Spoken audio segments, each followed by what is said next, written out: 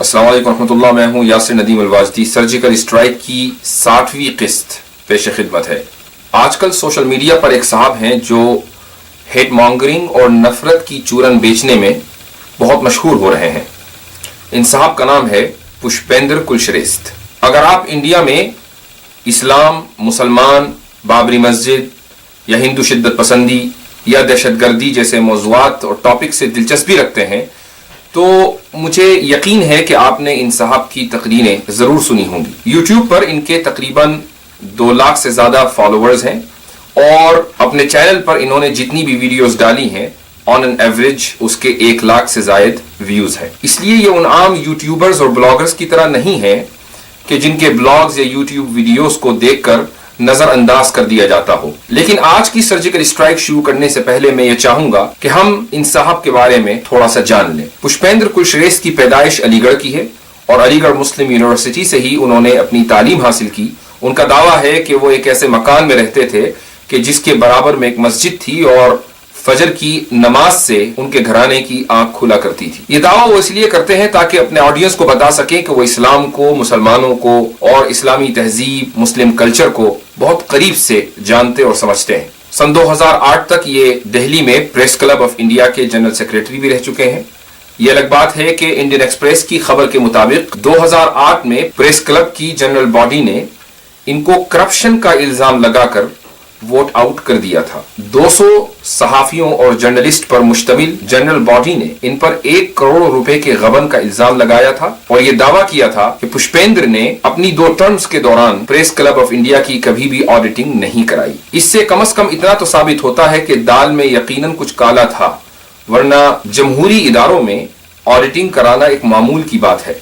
पुष्पेंद्र अपनी हर तकरीर का आगाज बिस्मिल्लाहिर्रहमानिर्रहीम से करते हैं। यह अलग बात है कि उस पूरी तकरीर में फिर वो इस्लाम को गाली देते हैं, मुसलमानों के खिलाफ बोलते हैं, कुरान के खिलाफ बोलते हैं, लेकिन अपनी हर स्पीच का आगाज वो बिस्मिल्लाह से करते हैं ताकि अपने ऑडियंस को ये बता सकें कि वो इस्लाम के माहिर हैं। जाहिर है कि जब गैर मुस्लिम भाई अपने जैसे एक शख्स को अरबी में बिस्मिल्लाहिर्रहमानिर्रहीम पढ़ते हुए सुनते होंगे तो वो यही समझते होंगे कि ये शख्स जो दावा कर रहा है शायद अपने दावे में सही हो। लेकिन आज की सर्जिकल स्ट्राइक का मकसद यही दिखाना है कि ये शख्स जो झूठ बोल बोल कर और नफरत की दीवारें तामीर कर कर इंडिया में बड़ी तेजी के साथ मशहूर हो रहा है और शहरों शहरों बुलाया जा रहा है और वहां पर रटी रटाई तकरीर कर रहा है, ये शख्स कितना बड़ा झूठा है, कितना बड़ा फरेबी है और अपनी स्पीचेस के दौरान इस्लाम, कुरान और मुसलमानों के ताल्लुक से ये किस कदर झूठ बोलता है। आज की सर्जिकल स्ट्राइक का मकसद यही है। लेकिन पुष्पेंद्र की जिंदगी के बारे में एक अहम बात जानना बहुत जरूरी है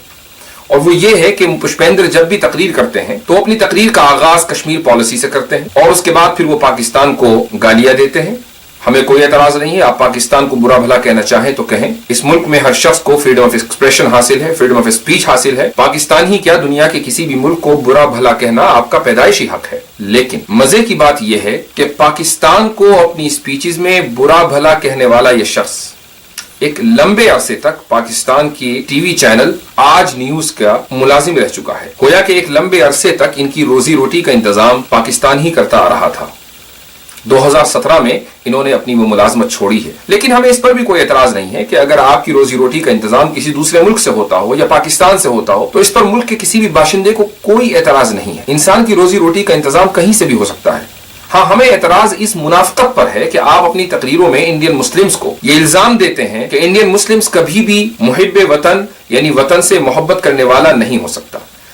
ये कान खोल कर सुन लीजिए कि इंडियन मुस्लिम्स इंडिया ही में रहते हुए आए हैं, इंडिया ही में रहते रहेंगे, वो इंडिया ही में काम करते हैं, वहीं कमाते हैं, वहीं टैक्स देते हैं। वो आपकी तरह अपनी रोजी रोटी का इंतजाम उन मुल्कों से नहीं करते जिन मुल्कों के खिलाफ गालियां देकर उनकी दुकान चला करती हो। यूट्यूब पर आपको पुष्पेंद्र कुलश्रेष्ठ की बहुत सारी तकरीरें मिल जाएंगी, लेकिन उनकी तकरीरों में खास बात यह है कि उन्होंने तोते की तरह एक 1.5 घंटे लंबी तकरीर रटी हुई है। जहां मौका मिलता है वो 1.5 घंटे की तकरीर करते हैं और जहां मौका मिलता है वो उस तकरीर को शॉर्ट कर देते हैं। लेकिन आप अगर उनकी 20 मुख्तलिफ वीडियोस भी सुनेंगे तो आप खुद देखेंगे कि कंटेंट्स तो दूर, उनकी तकरीरों में अल्फाज भी वही इस्तेमाल होते हैं जो वो हर जगह करते आए हैं। हमारे सर्जिकल स्ट्राइक का फॉर्मेट ये है कि हम अक्सर मेहमानों को अपने शो में बुलाते हैं, उनको पूरा पूरा मौका देते हैं कि वो अपनी बात रखें, उनकी दलीलें सुनते हैं और अपनी दलीलें देते हैं। यह अलग बात है कि कभी कभी हमें अपना ये फॉर्मेट बदलना भी पड़ता है। पुष्पेंद्र कुलश्रेष्ठ से हमने उनके व्हाट्सएप पर भी राब्ता किया। आप स्क्रीन पर देख सकते हैं कि हमारी तरफ से उनको एक मैसेज गया हुआ है और उस मैसेज को वो देख चुके हैं, पढ़ चुके हैं। हमारी तरफ से फेसबुक पर भी उनसे राब्ता किया गया, उन्होंने वो मैसेज पढ़ा, उसका जवाब भी दिया, लेकिन शायद उन्हें डर लगा, उन्हें महसूस हुआ कि अगर वो इस शो में आएंगे तो उनके झूठ का पर्दा लाइव फाश हो सकता है और पूरे मुल्क में जो चूरन बेचकर वो अपना घर बार चलाते हैं, शायद उनकी रोजी रोटी में फर्क आ सकता है। और पुष्पेंद्र ही क्या, हमने उनके एक बहुत करीबी दोस्त कैप्टन सिकंदर रिजवी से भी राब्ता किया। मेरी खुद कैप्टन साहब से बात हुई, उन्होंने मुझे 2 मरतबा टाइम दिया। पहली मरतबा जब मैंने उनसे राब्ता किया तो उन्होंने मुझसे कहा कि आप अपनी कुछ वीडियोस हमें भेजिए। मैंने अपनी 2 वीडियोस उनको भेजी और उसके बाद फिर उन्होंने फोन उठाना बंद कर दिया। 1-2 हफ्ते रुकने के बाद मैंने फिर उनसे राब्ता किया। इस मरतबा उनसे बात हुई और मैंने उनसे इस शो में आने की रिक्वेस्ट की। उन्होंने प्रॉमिस किया, टाइम सेट हुआ और उसके बाद ये साहब फिर गायब हो गए। हमारे ऑडियंस के लिए ये जानना जरूरी है कि कैप्टन सिकंदर रिजवी भी पुष्पेंद्र के चैनल पर आते हैं और उनके प्रोग्रामों में स्पीच देते हैं, तकरीरें करते हैं और एक तकरीर में उन्होंने मुसलमानों को खुला चैलेंज दिया है कि कोई भी आकर उनसे डिबेट कर ले। ये हम अपनी मर्जी से नहीं करें, कोई भी मौलाना हमसे बात कर ले आकर के। मैं सबकी स्टडी करता हूं, उमर कुरा हो, चाहे ईरान की कौम हो या अल अज़हर यूनिवर्सिटी इजिप्ट, उसको भी पढ़ता हूं मैं, उसकी भी इंटरप्रिटेशन मैंने कुरान की देखी है। हमने इसी नियत से कैप्टन साहब से राब्ता किया था, लेकिन अफसोस के उस्ताद और शागिर्द दोनों बराबर निकले। अब आइए पुष्पेंद्र की तकरीर का पोस्टमार्टम करते हैं और ये जानने की कोशिश करते हैं कि एक आदमी 1 घंटे की तकरीर में कितने झूठ बोल सकता है। आपने भारत का तराना पढ़ा होगा। भारत के तराने के बारे में बहुत सारी बातें कही जाती हैं। उसके लिखने वाले कौन थे, आप सबको नाम पता होगा। सारे जहां से अच्छा हिंदुस्तान हमारा, हम बुलबुलें हैं उसकी, वगैरह वगैरह वगैरह। लेकिन उन्हीं साहब ने एक तराना और लिखा था। यह देश को नहीं बताया गया, इतिहासकारों ने भी नहीं बताया, लेफ्टिस्टों ने नहीं बताया, मॉडर्न ने बनाया, राष्ट्रवादियों ने भी नहीं बताया उसके बारे में। उस तराने का नाम है मिल्ली तराना। उसकी सिर्फ 2 लाइन में आपको बता देता हूं, उससे आपको अंदाजा होगा कि हमारी समस्या की जड़ में कहां से शुरू होती है। उनका मिल्ली तराना था। उस मिल्ली तराने की एक लाइन है, चीनो अरब हमारा, रंजीत भाई, चीनो अरब हमारा, हिंदुस्तान हमारा, मुस्लिम है हम, वतन है सारा जहां हमारा। अब हम इस महान आदमी को सर अल्लामा इकबाल कहते हैं। मसला यह है कि पुष्पेंद्र को ऑडियंस भी ऐसे नसीब होते हैं जो उन्हीं की तरह इंटेलेक्चुअलिज्म में सिंगुलरिटी के दर्जे पर फाइज हैं। यानी जिस तरीके से स्पीकर को कुछ नहीं आता, ऑडियंस भी उतने ही बड़े जाहिल होते। वरना शायर मशरिक इकबाल के इन दोनों अशार में कम से कम एक पढ़े लिखे इंसान को कि जो अपनी अकल इस्तेमाल करना जानता हो, कोई कॉन्ट्रडिक्शन नजर नहीं आ सकता। अल्लामा इकबाल इन अशार में सिर्फ इतना ही कहना चाहते हैं कि मुसलमान का ताल्लुक हिंदुओं की तरह सिर्फ इंडिया से नहीं है, बल्कि मुसलमान पूरी दुनिया में आबाद है। वो जिस तरीके से इंडिया में है, उसी तरीके से वो मिडिल ईस्ट में है, उसी तरीके से वो यूरोप में है, वो अमेरिका में है, वो ऑस्ट्रेलिया में है, वो दुनिया के हर कोने में है और हर इलाके में है। लेकिन सारे जहां से अच्छा हिंदुस्तान हमारा। लेकिन इस शेर के जरिए उन्होंने इंडियन मुस्लिम्स के उस शौक और उस जज्बे को रिप्रेजेंट किया है जो वो अपने वतन और अपने मुल्क के लिए अपने सीने में रखते हैं। कॉन्ट्रडिक्शन तो दरअसल आपकी बातों में है। एक तरफ आप इंडियन मुस्लिम्स के ऊपर ये इल्जाम लगाते हैं कि ये लोग इंडिया को, भारत को अपना मुल्क नहीं मानते, लेकिन दूसरी तरफ जब हम ये कहते हैं कि सारे जहां से अच्छा हिंदुस्तान हमारा और हम इस मुल्क को अपना मुल्क बताते हैं, तो आपको परेशानी होने लगती है। इकबाल के इन अशार में कॉन्ट्रडिक्शन दिखाने से पहले आप अपनी तकरीर के इस कॉन्ट्रडिक्शन बल्कि अपने इस दिमाग के खलल को दूर कीजिए।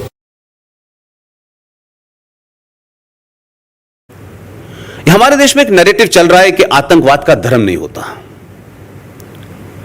अब यह पहला देश का ऐसा आतंकवाद है कि 1984 में आप सब जानते हैं कि पंजाब में जो कुछ हुआ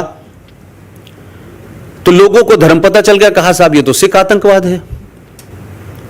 लेकिन इस आजाद भारत में एक विभाजन के बाद से लेकर के कोई 1000 से ज्यादा हमले हिंदुस्तान के हर बड़े शहर में, चाहे साउथ का हो, नॉर्थ का हो, ईस्ट का हो, वेस्ट का हो, जहां हमले न हुए हों, जहां आतंकवाद करने वाले ने चिल्ला चिल्ला के अपना धर्म न बताया हो, लेकिन यह खास किस्म का कोई आतंकवाद है जिसका धर्म नहीं है। जी हां, दहशतगर्दी का कोई मजहब नहीं होता। हाँ, ये जरूर कहा जा सकता है कि दहशतगर्दों का कोई ना कोई मजहब होता है, लेकिन ये हिम्मत भी सिर्फ मुसलमानों ने दिखाई है कि उन्होंने अपनी तहरीरों में, अपने आर्टिकल्स में, अपनी स्पीचेस में, बल्कि अपने फतवों में खुलकर टेररिज्म के खिलाफ स्टैंड लिया है। 2008 में दारुल देवबंद का दहशतगर्दी के खिलाफ फतवा अब कोई ढकी छुपी बात नहीं है। मुझे यकीन है कि आप उस फतवे से वाकिफ होंगे और आप ये भी जानते होंगे कि दुनिया भर के मुसलमानों में दारुल देवबंद के फतवे की क्या हैसियत है। दारुल देवबंद ने न सिर्फ ये कि दहशतगर्दी के खिलाफ फतवा दिया था, बल्कि एक अजीम शान कन्वेंशन करके मीडिया को बुलाकर उस फतवे को रिलीज किया गया था और पूरी दुनिया को यह बताया गया था कि मुसलमान दहशतगर्दी के खिलाफ है। अलबत्ता हम अभी तक इंतजार कर रहे हैं कि दूसरी कम्युनिटीज की रिलीजियस फिगर्स और उनके स्कॉलर्स भी सामने आए और आकर दहशतगर्दी के खिलाफ खुलकर बयान दें और दहशतगर्दों की मजम्मत करें।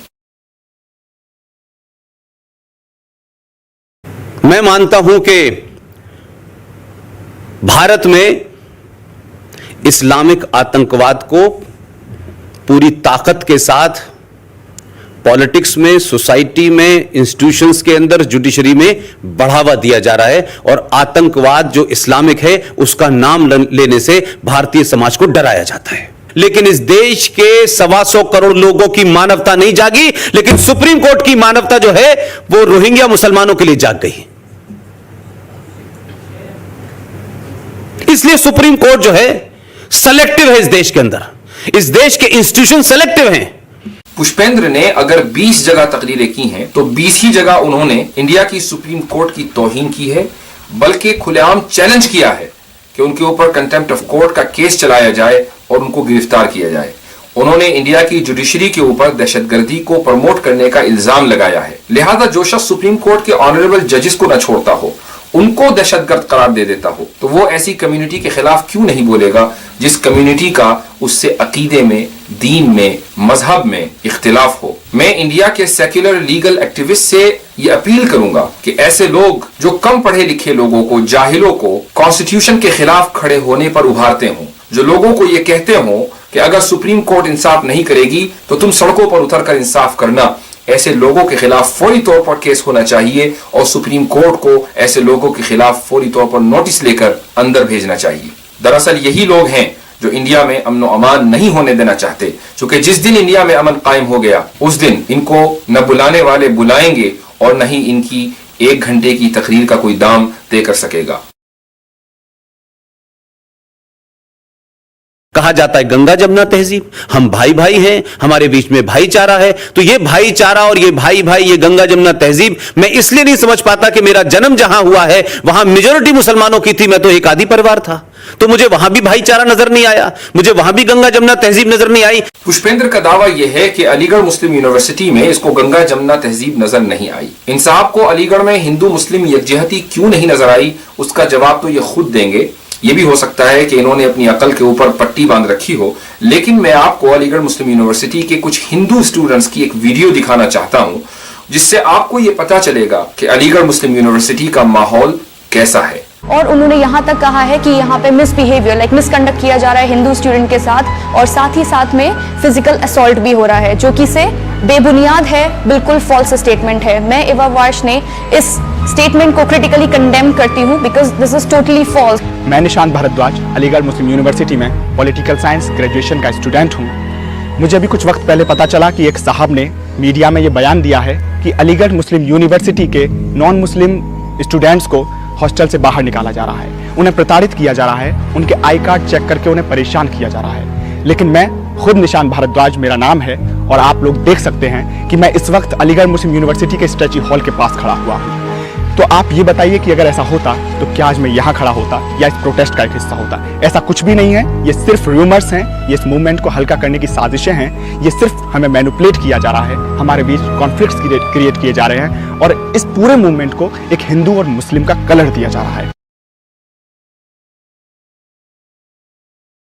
और दूसरी मक्कारी, ये आईएस के झंडे पे क्या लिखा होता है पता है कुछ आप लोगों को? एक काला सा झंडा लेके लोग खड़े होते हैं, उस पे क्या लिखा होता है? उस आईएस के झंडे के ऊपर लिखा होता है ला इलाहा इल्लल्लाह मोहम्मदन रसूलुल्लाह। मेरा एक सवाल उन मुसलमानों से है जो इस्लाम के बड़े पक्के मुसल्लत ईमान है, जिनका, जो कुरान की हदीसों का हवाला देते हैं, आयतों का हवाला देते हैं, जो डेनमार्क के अंदर कोई आदमी मोहम्मद साहब की शान में गुस्ताखी करते हुए उनकी शान में कुछ ऐसा कर देता है कि उनकी कार्टून बना देता है, और उस कार्टून बनाने से इस देश में बनता डेनमार्क में है, भावनाएं दिल्ली में भड़क जाती हैं, अलीगढ़ में, रामपुर में, आजमगढ़ में दंगे होने लगते हैं। लाहौर में था जब यह घटना घटी, वहां भी दंगे हो रहे थे। मैंने कहा मोहम्मद से इतना प्यार अच्छा लगता है, हमको भी होना चाहिए, आपके पैगंबर है भाई। लेकिन हिंदुस्तान के मुनाफिक और मक्कार मुसलमान, मुझे ये बताओ, तुम मोहम्मद का नाम लेके आईएस के झंडे पे जब कुरान शरीफ का पहला कलमा लिख करके तुम कहते हो ला इलाहा इल्लल्लाह, और उस एक सर्किल में लिखते हो अल्लाह, मोहम्मद और रसूल, तो ये तुमको शर्म नहीं आती कि अल्लाह का नाम आतंकवाद के लिए इस्तेमाल हो रहा है? पहला कलमा आतंकवाद के लिए इस्तेमाल हो रहा है, पुलिस पे गोली चलाने के लिए हो रहा है। लिहाजा मेरा मानना है कि तुम मक्कार हो। हम दाइश के या दाइश के झंडों के खिलाफ कितना बोलते और लिखते हैं, ये बताने की हमें आपको जरूरत नहीं है, लेकिन हम अपने ऑडियंस को एक बात जरूर बताना चाहते हैं कि 2013-14 जब से दाइश का इमरजेंस हुआ था, उस वक्त से मुसलमानों ने अपने इंटेलेक्चुअल फोरम्स के पर, अपनी वीडियोस के जरिए, अपने आर्टिकल्स के जरिए जितना आईसिस के खिलाफ बोला है, उतना शायद ही किसी कम्युनिटी ने बोला हो। मार्च 2017 को औरंगाबाद शहर में मैं खुद दाइश के इन झंडों के खिलाफ, दाइश की मेंटालिटी और आईसिस की आइडियोलॉजी के खिलाफ एक तकरीर कर चुका हूं। उसी तकरीर की एक छोटी सी क्लिप अपने ऑडियंस की मालूमात के लिए पेश कर रहा हूं। मैं इस हदीस के अल्फाज पढ़ूंगा और तर्जुमा भी करूंगा, आप खुद समझते जाइए कि इशारा किस तरफ है। आपने फरमाया कि इज़ा राईतुमुर रायातिस सूद, कि जब तुम काले झंडे देखोगे, फलजिमुल अर्ज़, तो जमीन को लाजिम पकड़ लेना। क्या मतलब? यानी जहां हो वहीं रहना, वहां जाने की जरूरत नहीं है जहां काले झंडे लहराए जा रहे हैं। अस्माउहुमुल कुना व निस्बतुहुमुल कुरा, उनके नाम कुनियतें होंगी और उनकी निस्बतें बस्तियों की तरफ होंगी। अरबों के अंदर जो तरीका है नाम का, वो ये कि पहले नाम होता है, उसके बाद कुनियत होती है, और उनकी निस्बत कबीलों की तरफ होती है, इलाके की तरफ नहीं होती। वहां हाशमी होते हैं, तगलिबी होते हैं, कलबी होते हैं, वहां मुत्तलिबी होते हैं, न वहां कोई इराकी होता, न वहां कोई शामी होता, और न ही वहां कोई अबू बकर अल बगदादी होता। हालांकि हम मुसलमानों को ये बात भी जहन में रखनी चाहिए कि दाइश का इस्लाम से या मजहब से कोई ताल्लुक इसलिए भी नहीं है कि अमेरिका के मौजूदा सदर डोनाल्ड ट्रंप ने अपनी एक इंतखाबी तकरीर में यह दावा किया था कि अमेरिका के साबिक सदर बराक ओबामा आईसिस के फाउंडर हैं। ISIS is honoring President Obama. He is the founder of ISIS. He's the founder of ISIS. Okay? He's the founder. He founded ISIS. जब अमेरिका की मेन स्ट्रीम मीडिया ने Donald Trump पर तनकीद की, उनको criticise किया कि वो साबिक सदर पर ऐसा इल्जाम कैसे लगा सकते हैं, तो डोनाल्ड ट्रंप ने ट्वीट करके ये कहा कि जब मैंने ओबामा को आईसिस का फाउंडर कहा था तो मैंने गलत नहीं कहा था, आई लिटरली मेंट इट। तो जब अमेरिका का सदर खुद इस बात को कंफर्म कर रहा है कि उसके मुल्क के फॉर्मर प्रेसिडेंट ने ही आईसिस को क्रिएट किया है, तो फिर आप मुसलमानों से ये उम्मीद क्यों करते हैं कि मुसलमान खड़े हों और आईसिस की मजम्मत करें, उसको कंडेम करें? इस हमले के बाद नॉर्थ इंडिया के अखबार इधर कितने आते नहीं आते? कोई शहर ऐसा नहीं था उत्तर प्रदेश का, बिहार का, जहां लोगों ने कमेंट करने, लिखने, मैसेज करने में तमाम भारतीय सेना को गाली न दी हो। यूपी का कोई शहर ऐसा नहीं था जहां के मुसलमानों ने भारतीय सेना के साथ हमदर्दी का इजहार न किया हो। और सिर्फ आम मुसलमानों ही ने नहीं, बल्कि मुस्लिम इदारों ने, मदरसों ने और इन मदरसों के जिम्मेदारान ने प्रेस रिलीज जारी करके पुलवामा अटैक की मजम्मत की और मुल्क में अमन और अमान कायम करने पर जोर दिया। आप अपने इस दावे में अगर सच्चे हैं तो आपको फौरी तौर पर पुलिस में कंप्लेन करनी चाहिए थी कि फला फला लोगों ने फला फला शहरों से इंडियन आर्मी को क्रिटिसाइज किया है और पुलवामा अटैक को सेलिब्रेट किया है, ताकि उनके खिलाफ कोई कानूनी कार्रवाई होती। यकीनन एक दो वाकयात ऐसे जरूर हुए हैं, लेकिन यह कहना कि यूपी के हर शहर से इंडियन आर्मी के खिलाफ हुए इस हमले का کو سیلیبریٹ کیا گیا ہے سراسر جھوٹ، فریب اور مکاری ہے۔ یہ ٹیلی ویژن کے اوپر رحمانی، سلمانی، شیطانی، چھوٹے بھائی کا پاجامہ، بڑے بھائی کا کرتا پہن کے عجیب عجیب بھیش بھوشا میں لوگ آتے ہیں، کیا کیا بکواس کرتے ہیں۔ ایک کہتا ہے بابر نے بھارت کو سبھیتا دی ہے، دوسرا کہتا ہے کہ اورنگزیب رب العالمین تھا۔ اورنگزیب رب العالمین تھا۔ مجھے یقین ہے کہ میری اس ویڈیو کو دیکھنے والے جتنے بھی مسلمان ہیں، اگر وہ اسلام کی بنیادی تعلیم سے بھی واقفیت نہ رکھتے ہوں، تب بھی وہ اتنا تو جانتے ہی ہیں کہ مسلمان صرف اللہ تعالیٰ کو رب العالمین کہتے ہیں، یعنی تمام جہانوں کا پالنے والا۔ اورنگزیب عالمگیر کو کبھی بھی کسی بھی مسلمان نے، جاہل تو جاہل بلکہ دنیا کے سب سے کم پڑھے لکھے مسلمان نے بھی رب العالمین کا خطاب نہیں دیا۔ اس سے ہمارے ہندو بھائی یہ اندازہ لگا سکتے ہیں کہ اسلام کے بارے میں اس شخص کی معلومات کتنی شیلو ہیں، اسلام کے بارے میں یہ کس قدر سطحی علم رکھتا ہے، اور بسم اللہ الرحمن الرحیم کے ذریعے اپنی تقریر کا آغاز کر کے، اپنی تقریر کی شروعات کر کے وہ لوگوں کو یہ فالس امپریشن دیتا ہے کہ وہ اسلام کا ایک بہت بڑا جانکار ہے، بہت بڑا ایکسپرٹ ہے، لیکن اپنی اسی تقریر میں وہ مسلمانوں کے خلاف یہ مضحکہ خیز دعویٰ بھی کرتا ہے کہ مسلمانوں میں بہت سے لوگ اورنگزیب کو رب العالمین کہتے ہیں، حالانکہ رب العالمین صرف اللہ تعالیٰ کو کہا جاتا ہے۔ لیکن وہ جو آپ نے جس کو بٹن دبا کے بھیجا ہے اس نے ایک بڑا اچھا کام کیا۔ لوگ کہہ رہے تھے کہ صاحب وہ سعودی عرب بھی جا رہا ہے، یہاں بھی جا رہا ہے، منزل میں جا رہا ہے، مسجد میں جا رہا ہے۔ مکہ کے امام سے ایک پرچی لے کے آ گیا تھا وہ آدمی، ان سے پوچھا کہ یہ بتائیے کہ جو محمد صاحب نے مسجد بنائی تھی وہ کہاں ہے؟ تو وہ تو توڑ دی گئی، اس مسجد کا تو کہیں ذکر نہیں ہے۔ اور مسجد جو ہے کوئی اللہ کے گھر تو ہو نہیں سکتا، کیونکہ اللہ تو عدرش ہے۔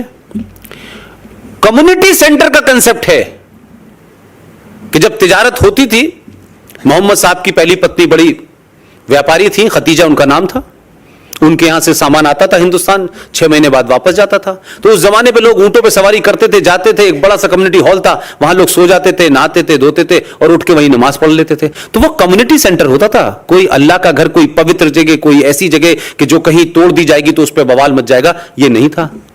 جو ہمارے صاحب جب وہاں گئے تو مکہ کے اس سے 2 پرچی لکھوا کے لائے کہ بھئی یہ بتائیں یہ کیا ہے۔ وہ انہوں نے جا کے اپنے آدمی کے تھرو، جہاں سے سرکار کے تھرو انہوں نے پہنچا دی دیپک مشرا کے پاس۔ تو جو مسلمان جب گئے تھے بہت چلا کے کیسے آپ کہہ سکتے ہیں صاحب کہ مسجد اللہ کا گھر نہیں ہے، قرآن میں لکھا ہے اور اس میں لکھا ہے، فلانا لکھا ہے، خوب چلایا۔ دیپک مشرا نے پرچی نکالی اور دکھا کے بتاؤ مکہ کے بڑے امام سے زیادہ بڑے امام ہو تم کیا؟ ایک نہیں بولا، بولے نہیں وہ ایسا نہیں تھا صاحب، وہ ایسا ہو گیا ہوگا، فلانا ہو گیا۔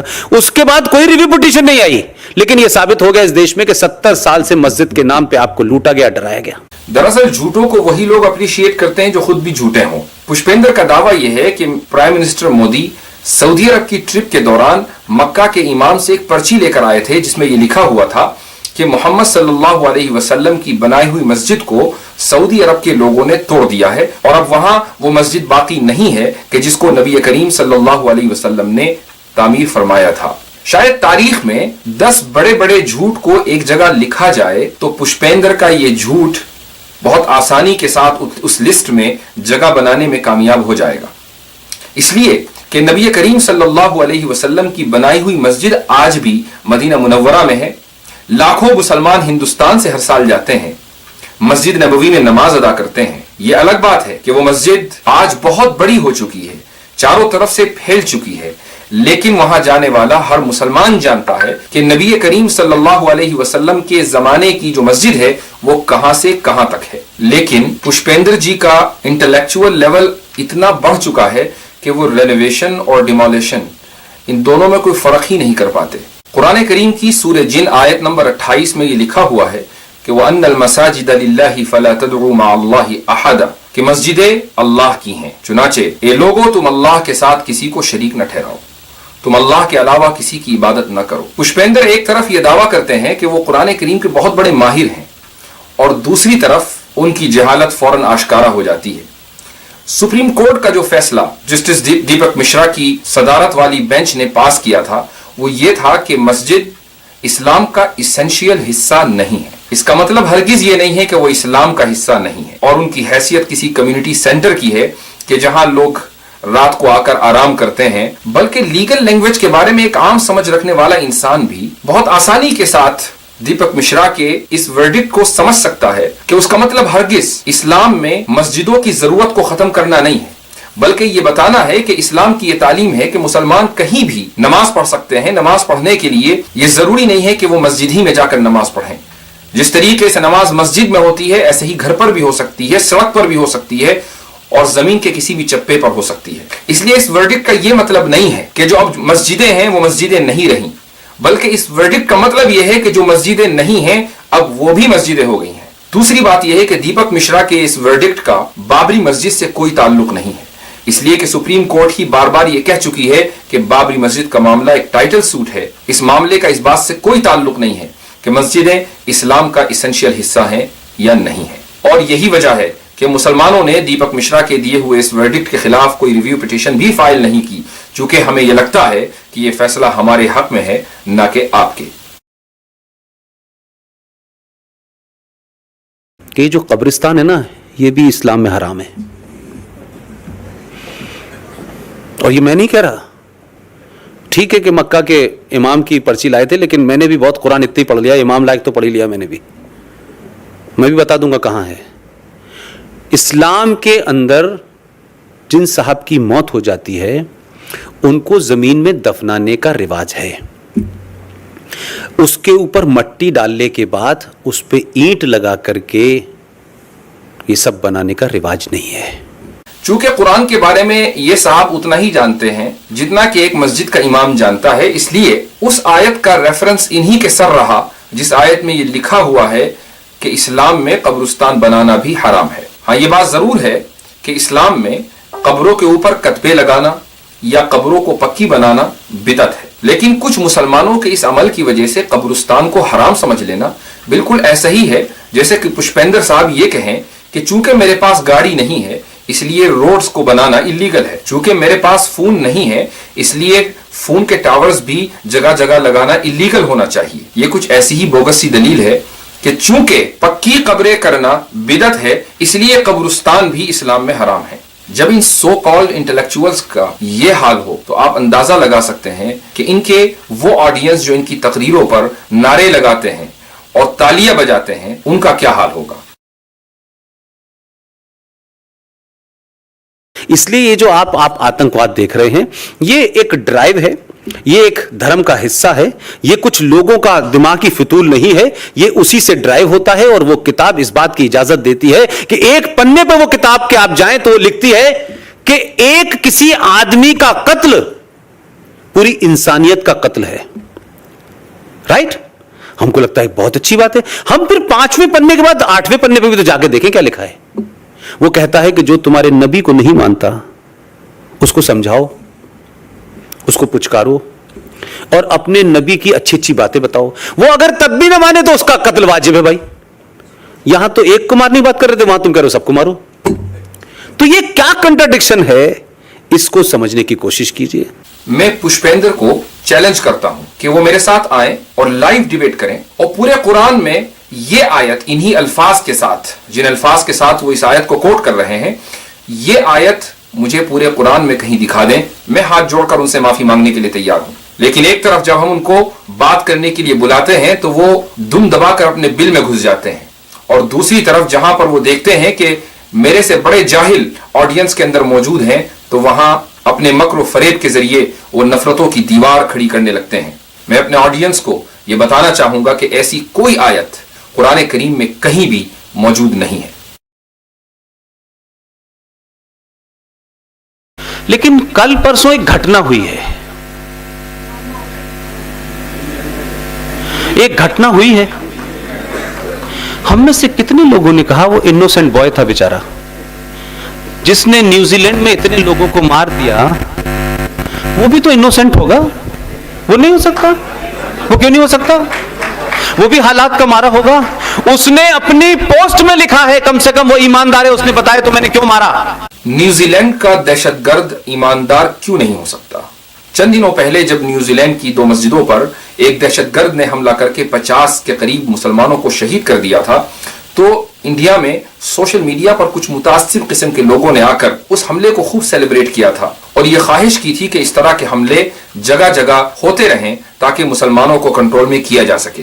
میں نے اس موقع پر بھی کہا تھا اور آج بھی کہتا ہوں کہ دہشت گردی کو جو شخص سپورٹ کرتا ہے وہ خود بھی بہت بڑا دہشت گرد ہے. پشپیندر نے نیوزی لینڈ کے اٹیک کو سپورٹ کر کے اپنی مینٹالٹی، اپنی ذہنیت اور اپنے دماغ کی گندگی کو لوگوں کے سامنے واضح کر دیا ہے اور یہ بتا دیا ہے کہ یہ شخص ایک دہشت گرد کا حامی ہے، ایک ٹیررسٹ کا سپورٹر ہے اور ایک ایسی سوچ کو سیلیبریٹ کرنے والا ہے جس کے مطابق مسلمانوں کو وہ جہاں بھی ہوں قتل کر دینا چاہیے، مار دینا چاہیے. 5 باتیں اسلام میں کہی گئی ہیں. 5 چیزوں سے ہی تو اسلام کے ماننے والے کی پہچان ہوگی. 2-3 کو تو میں بھی فالو کرتا ہوں، لیکن آپ کا دعویٰ یہ ہے کہ آپ 6 سے 7 کو بھی فالو کرنے لگتے ہیں. ذرا پوچھئے مسلمان شبد قرآن مجید میں ہے؟ بتائیے گا مجھے، بتائیے قرآن شریف میں کہیں ورڈ مسلمان آیا ہے؟ کیوں نہیں آیا ہے؟ آپ زور سے کہیے، یہ ہندو بیچارے جانتے نہیں ہیں، ان کو زور سے بتائیے. یہ قطعی نہیں کہا تھا اللہ نے، قطعی نہیں کہا تھا اللہ نے، لیکن کہا تھا کہ 1,24,000 پیغمبر اس دھرتی پہ آئیں گے، آتے رہیں گے جب تک یہ کائنات زندہ ہے، جب تک یہ دھرتی کے اوپر لوگ رہیں گے. اس کلپ میں پشپیندر نے 2 مضحکہ خیز دعوے کیے ہیں. پہلا دعویٰ تو یہ ہے کہ قرآن میں مسلمان لفظ نہیں آیا. اب ایک آدمی جو ایک طرف یہ دعویٰ کرتا ہو کہ وہ قرآن کو اتنا ہی جانتا ہے کہ جتنا ایک ریلیجس اسکالر، ایک مسجد کا امام جانتا ہے، اس کو اتنا بھی نہ پتا ہو کہ مسلمان عربی زبان کا لفظ ہے ہی نہیں. مسلمان تو فارسی زبان کا لفظ ہے، قرآن عربی زبان میں ہے. عربی زبان میں مسلمان کو مسلمون یا مسلمین کہا جاتا ہے اور قرآن کریم میں جگہ جگہ اس لفظ کا استعمال ہوا ہے. سورہ حج کی آیت نمبر 78 میں اللہ سبحانہ وتعالی فرماتے ہیں ہوا سماکم المسلمین، کہ ابراہیم نے تمہارا نام مسلمان رکھا. تو جو لفظ عربی زبان کا ہے ہی نہیں وہ عربی کی کتاب میں کیسے آ سکتا ہے؟ دوسرا مضحکہ خیز دعویٰ اس شخص نے یہ کیا کہ قرآن میں لکھا ہوا ہے کہ 1,24,000 انبیاء آئیں گے. یہ آیت بھی اگر وہ پورے قرآن میں کہیں دکھا دیں تو میں وعدہ کرتا ہوں کہ میں علی اعلان ایک ویڈیو بنا کر ان سے معذرت کروں گا، ان سے معافی چاہوں گا اور آئندہ کبھی ان کے خلاف نہیں بولوں. لیکن مجھے معلوم ہے کہ صبح قیامت تک وہ قرآن کریم میں ایسی کوئی آیت دکھا نہیں سکتے جس میں یہ لکھا ہو کہ 1,24,000 انبیاء آئیں گے. جی ہاں، یہ الگ بات ہے کہ مسلمانوں کا کچھ حدیثوں کی بنیاد پر یہ ماننا ہے کہ اس دنیا میں 1,24,000 انبیاء آئے ہیں جن میں نبی کریم صلی اللہ علیہ وسلم سب سے آخری نبی ہیں اور نبی کریم صلی اللہ علیہ وسلم کے بعد کوئی نبی آنے والا نہیں ہے. قرآن میں یہ ضرور لکھا ہے کہ نبی کریم صلی اللہ علیہ وسلم آخری نبی ہیں، لیکن یہ کہیں نہیں لکھا کہ نبی کریم صلی اللہ علیہ وسلم کے علاوہ 1,24,000 انبیاء اس دنیا میں بھیجے جانے ہیں جن میں ایک تعداد پہلے آ چکی اور ایک تعداد آتی رہے گی. یہ قرآن کریم کے اوپر سراسر بہتان ہے، جھوٹ ہے. مجھے امید ہے کہ آج کی سرجیکل اسٹرائک سے لوگوں کو یہ پتہ چل گیا ہوگا کہ یہ شخص کتنا بڑا مکار اور جھوٹا ہے. یہ اپنی جوشیلی اور نفرت بھری تقریروں کے ذریعے لوگوں کی واہواہی ضرور لوٹ لیتا ہے اور اسلام اور مسلمانوں کے خلاف بول کر اپنے ویوز بھی بڑھا لیتا ہے. لیکن ہمارے ملک کے ہندو بھائیوں کو یہ سوچنا اور سمجھنا چاہیے کہ کس طرح کچھ جاہل قسم کے لوگ اپنی دکان چلانے کے لیے، اپنی روزی روٹی چلانے کے لیے، ایسے لوگ کہ جن کی روزی روٹی ان ملکوں سے وابستہ ہو جن ملکوں کے خلاف بول کر یہ آپ کے جذبات ابھار رہے ہوں، ایسے لوگ کس طریقے سے اس ملک کے امن کو برباد کرنے پر تلے ہوئے ہیں اور کیسے یہ آپ لوگوں کو بیوقوف بنا رہے ہیں. اور آپ ہیں کہ ان لوگوں کی تقریروں کو سچ سمجھ کر سن رہے ہیں، شیئر کر رہے ہیں اور یہ یقین کیے بیٹھے ہیں کہ یہ شخص قرآن کریم کا ایک بہت بڑا اسکالر ہے، محض اس لیے کہ یہ اپنی تقریروں کا آغاز بسم اللہ الرحمن الرحیم سے کر لیتا ہے. اسکرین پر دیے ہوئے ہمارے یوٹیوب لنک کو ضرور سبسکرائب کیجئے. انشاءاللہ اگلی بار پھر ملاقات ہوگی سرجیکل اسٹرائک کے ایک نئے ایپیسوڈ کے ساتھ. تب تک کے لیے خدا حافظ. السلام علیکم ورحمۃ اللہ وبرکاتہ.